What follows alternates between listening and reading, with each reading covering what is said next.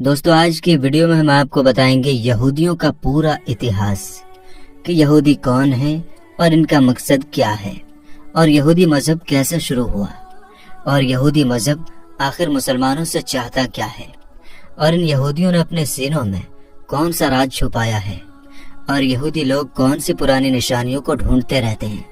ان سب سوالوں کا جواب آج آپ کو اسی ویڈیو میں دیں گے، اس لیے میری آپ سے ریکویسٹ ہے کہ آپ اس ویڈیو کو آخر تک ضرور دیکھیے گا۔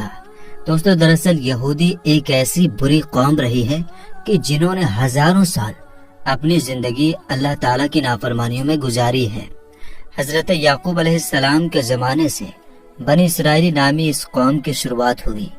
اور اس یہودی قوم کی ہمیشہ سے ہی جھگڑا فساد کرنے کی عادت رہی ہے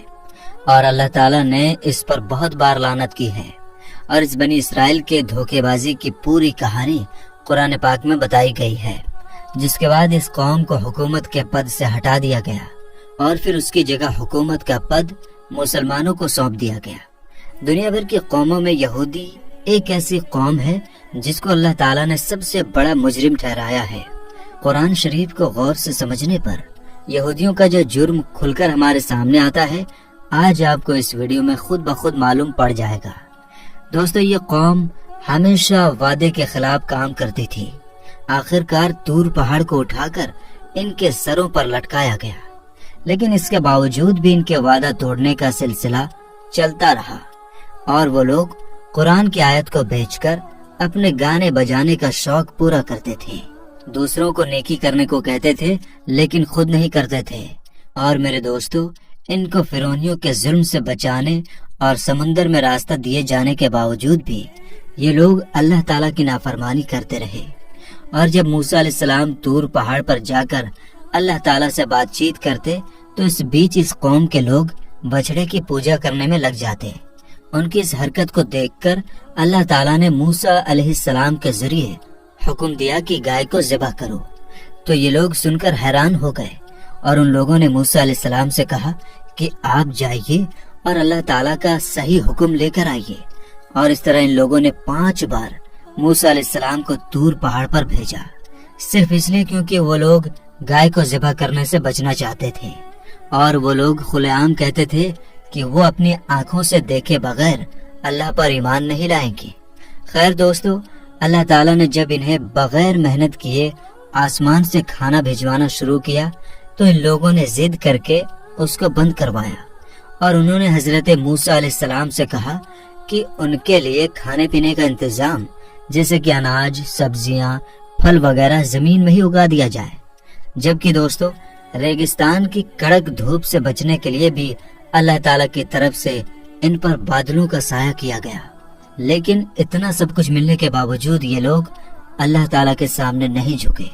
پھر اللہ تعالیٰ نے انہیں بستی میں داخل ہوتے وقت معافی مانگنے کا بھی حکم دیا، حالانکہ اس حکم کو ماننے میں کسی طرح کی کوئی پریشانی نہیں تھی، لیکن پتہ نہیں اس قوم نے کیوں اللہ تبارک و تعالیٰ کا حکم نہیں مانا، جبکہ اللہ تعالیٰ نے اپنی رحمت سے ان بستی میں 12 قبیلوں کے لیے الگ الگ 12 پانی کے چشمے پیدا کر دیے تاکہ ان لوگوں کے بیچ پانی کو لے کر کبھی جھگڑا نہ ہو۔ مگر اس احسان کے باوجود بھی وہ لوگ اللہ تعالیٰ کے تمام نبیوں کی برائی کرتے رہے، آسمان سے بھیجے گئے پیغمبروں کو قتل کرنے اور انہیں پھانسی پر لٹکانے سے بھی باز نہیں آتے تھے، اور انہوں نے ہی حضرت یحییٰ علیہ السلام کو قتل کروا دیا تھا، اور حضرت عیسیٰ علیہ السلام کو صلیب پر لٹکانے کا پلان بھی انہی لوگوں نے بنایا تھا۔ یہ کہتے تھے کہ پیغمبر صرف بنی اسرائیل کے لوگوں میں سے ہی ہو سکتا ہے، اس لیے وہ بنی اسماعیل کے پیغمبر حضرت محمد مصطفیٰ صلی اللہ تعالی علیہ وسلم پر ایمان نہیں لائے، اور حضرت جبریل علیہ السلام کو 1 نمبر کا دشمن مانتے تھے،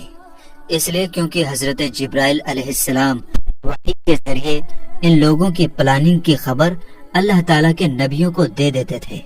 اور یہودی یہ تک کہتے تھے کہ حضرت جبرائیل علیہ السلام نے نبوت کے لیے کسی غلط انسان کو چنا ہے، معاذ اللہ۔ اور دوستو اگر نبی کریم صلی اللہ تعالی علیہ وسلم کی مجلس میں ان کے کسی آدمی کے منہ سے سچی بات نکل بھی جاتی تھی تو وہ بعد میں انہیں برا بھلا بھی کہتے تھے، اور بڑے دعوے سے اس قوم کے لوگ کہتے تھے کہ یہ اللہ کے چہیتے ہیں اور جہنم کی آگ ان کو کبھی نہیں چھوئے گی۔ حالانکہ اس یہودی قوم کے آپس کے جھگڑے بھی بہت سخت ہوا کرتے تھے اور یہ آپس میں مار کاٹ بھی کرتے تھے اور قبیلوں میں جا کر قبیلے کے لوگوں کو بستیوں سے ہی نکال دیا کرتے تھے، جیسا کہ اب وہ فلسطینیوں کے ساتھ کر رہے ہیں۔ محمد مصطفیٰ صلی اللہ تعالی علیہ وسلم کے آنے سے پہلے یہ لوگ ایک نبی کے آنے کی بات کیا کرتے تھے اور مدینہ والوں سے کہا کرتے تھے کہ اس نبی کو آنے دو، ہم تم سے نپٹ لیں گے۔ لیکن نبی کریم صلی اللہ تعالی علیہ وسلم کے آنے کے بعد وہی یہودی رسول پاک صلی اللہ تعالی علیہ وسلم کے برے دشمنوں میں سے ایک ہو گئے، اور تو اور یہ لوگ جادو بھی سیکھتے اور سکھاتے تھے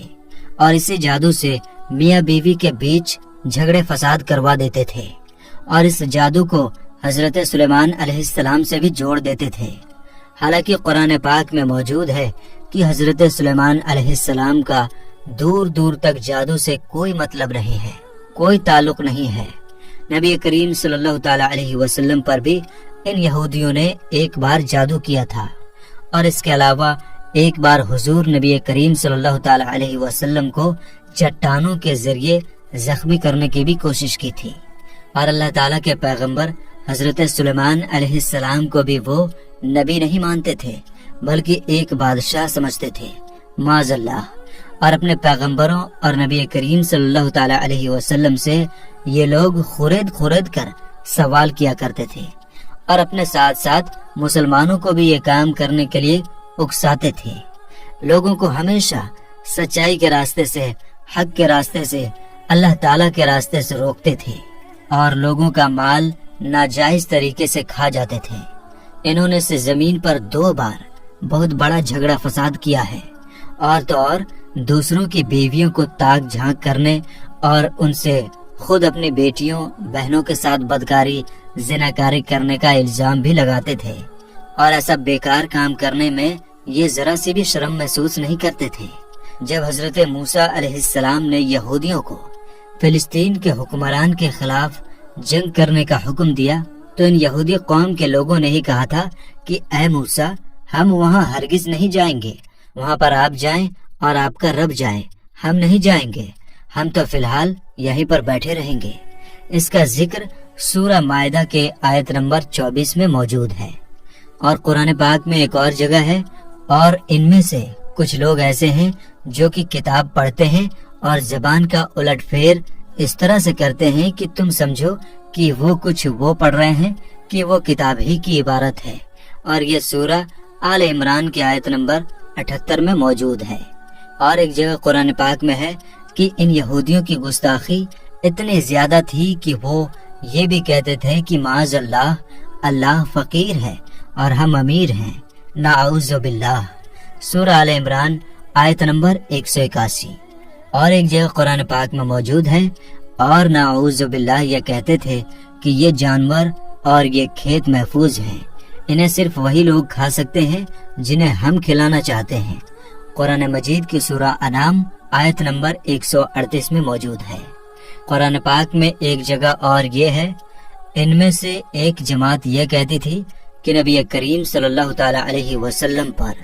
جو کچھ بھی نازل ہوا ہے اس پر صبح ایمان لاؤ اور شام کو انکار کر دو، معاذ اللہ۔ سورہ آل عمران آیت نمبر 72 میں موجود ہے۔ دوستو، ایک زمانہ تھا کہ یہ قوم اللہ تعالیٰ کی سب سے پسندیدہ قوم تھی، لیکن ان کے اپنے گھنونے کاموں کی وجہ سے اللہ تعالیٰ نے ان کو حکومت کے پد سے ہٹا دیا۔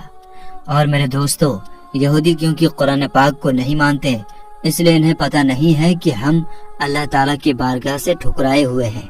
اور یہ اپنے آپ کو آج بھی اللہ تعالیٰ کے نزدیک پسندیدہ سمجھتے ہیں، اور وہ یہ بھی کہتے ہیں کہ ہم اللہ تعالیٰ کے نزدیک اللہ تعالیٰ کی سب سے پسندیدہ اور چہیتی قوم ہیں۔ اور میرے دوستو، اللہ تعالیٰ نے اس قوم کو بہت سارے انعام سے نوازا ہے، انہی میں سے ایک تابوت سکینہ بھی ہے۔ تابوت سکینہ کیا ہے، اس پر بھی ہم پوری ڈیٹیل ویڈیو آگے انشاءاللہ لے کر آئیں گے۔ تو فی الحال کی اس ویڈیو میں اتنا ہی، ملیں گے ایک اور نئی ہسٹوریکل ڈیٹیل ویڈیو کے ساتھ۔ تب تک کے لیے آپ اپنا اور اپنوں کا بہت زیادہ خیال رکھیے۔